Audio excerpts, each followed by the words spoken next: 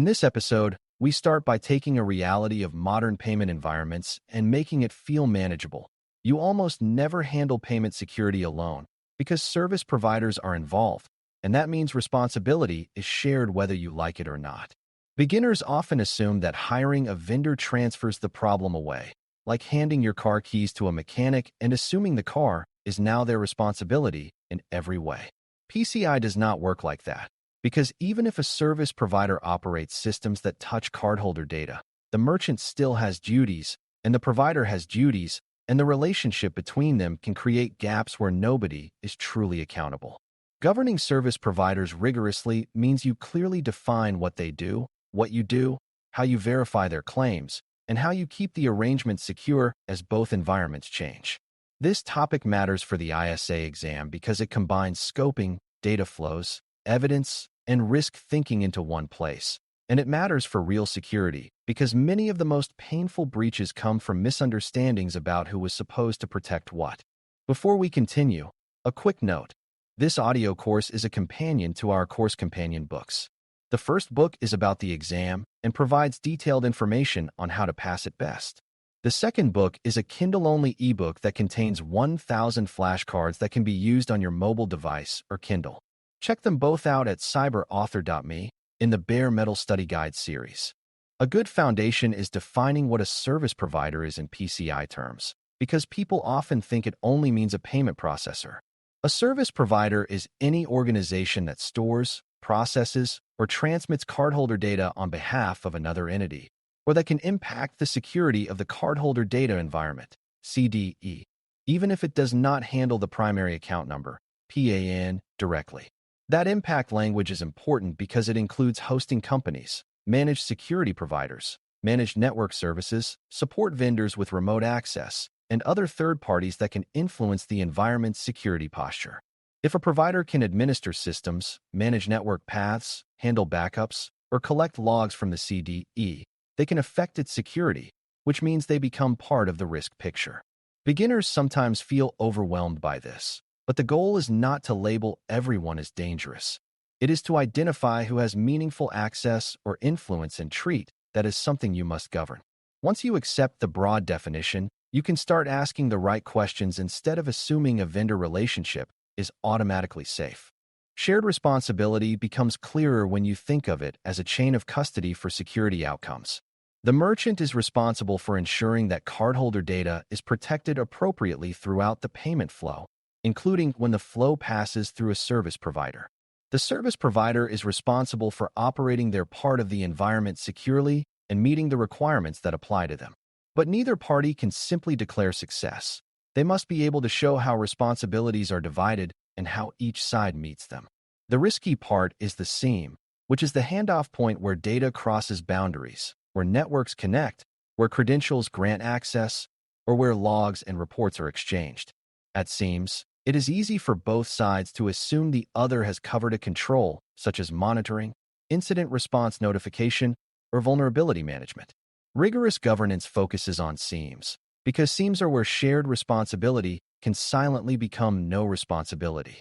A practical beginner concept is that vendor governance starts before the contract is signed, because the easiest time to prevent risky arrangements is before they exist. You want to know whether a provider will handle cardholder data, whether they will have administrative access into your environment, and what parts of the payment flow depend on them.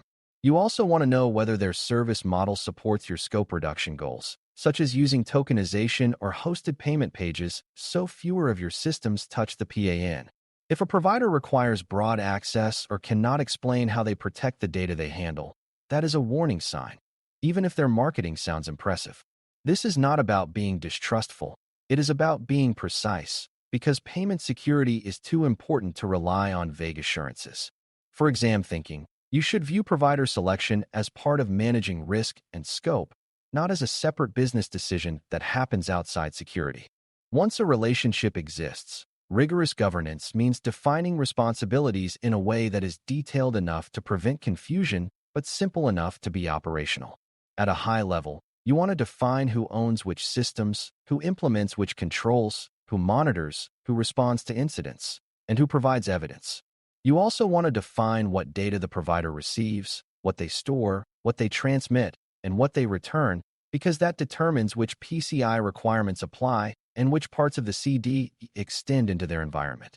Beginners often think a contract statement like "we handle PCI" is sufficient, but that statement does not tell you what is actually covered, what is excluded, and what you must still do. A stronger way to think is that every control has an operator, which is the party who actually runs it, and an accountable owner, which is the party who must ensure it happens. Sometimes these are the same party, but in shared arrangements they are often different, and governance must make that visible. Evidence is the heart of governance because compliance and security both require verification, not trust alone. Evidence might include documentation from the provider about their security controls, their assessment status, and the scope of what they cover. It might also include details about how they protect data, how they control access, and how they monitor and respond to security events. For the merchant, evidence includes confirming that the provider's coverage matches the parts of the environment that actually involve the provider, not just a generic statement. Beginners sometimes accept evidence at face value without checking whether it applies to the specific services being used, which is a common failure mode. Rigorous governance means you match evidence to the data flow map, so you can say, this provider touches this part of the payment flow, and this evidence covers those controls. If the evidence does not match the flow, you have a gap, even if the provider is reputable. Another important governance idea is access control across boundaries, because service providers often require some form of access into systems that matter. Remote access, administrative credentials, support portals, and shared accounts can become high-risk seams if they are not tightly controlled. Even if you do not get into configuration details, you can still understand the principle. Access should be limited to what is needed, protected strongly, monitored, and removed when no longer necessary. Beginners sometimes focus on the provider's internal security and forget that the provider's access into the merchant environment can be the most direct path into the CDE. Governance should also clarify who approves access, how access is logged, and how you know it is used appropriately. When you reason about provider access as a potential attack path, you naturally demand clearer responsibility and stronger verification, which is exactly what rigorous governance is meant to produce. Service provider governance also includes understanding how responsibilities change when the business changes, because environments evolve and vendors evolve too. A provider might expand their service offering, a merchant might add new locations or new payment channels, or a new integration might send additional data to the provider. If governance is static, these changes can quietly expand scope or introduce new risk. Beginners often assume that once a provider is approved, they stay approved forever, but security requires periodic rechecking because the reality on the ground can shift. Rigorous governance includes reviewing the relationship when material changes occur, confirming that evidence remains current, and updating the shared responsibility understanding. This mindset prevents the classic problem where a vendor relationship started small and controlled but gradually became a critical dependency with broad access and unclear boundaries. For exam purposes, it helps to remember that ongoing oversight is part of responsibility, not an optional extra. A common misconception is that governance is just paperwork, which makes beginners treat it as boring and separate from real security. In fact, governance is how you make sure security happens when multiple parties are involved, because it defines the rules of engagement and the methods of verification. Without governance, even strong technical controls can fail because people do not know who should patch, who should investigate alerts, or who should notify whom during an incident. Governance also protects you during stressful moments, because when an incident happens, the question of who is responsible for what should already be answered, not debated. Another misconception is that a provider being big and famous guarantees safety, but size does not eliminate risk. It changes the risk and often increases complexity. Rigorous governance is not about distrust. It is about creating clarity and accountability so that security outcomes are reliable. It is also helpful to connect provider governance to scope directly, because service providers can either shrink scope or expand it depending on how they are used. If a provider handles the sensitive parts of payment processing in a way that keeps the P in out of the merchant environment, scope can be reduced for the merchant, though the provider's environment still has responsibilities. If a provider is deeply integrated into the merchant network, with broad remote access and involvement in many systems, the number of could-impact systems can grow, expanding scope and increasing verification needs. Rigorous governance, therefore, includes choosing service models that align with the desired scope boundary and then enforcing those boundaries consistently. For beginners, the key is to stop thinking of scope as a fixed number and start thinking of it as the result of design and relationship choices. Provider governance is one of the most powerful levers in that design.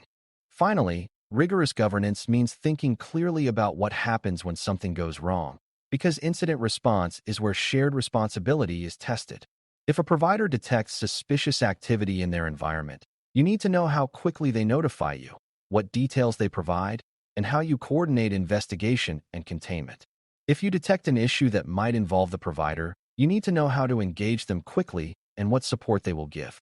Governance should also address evidence and reporting, because during an incident you often need logs, timelines, and proof of control operation.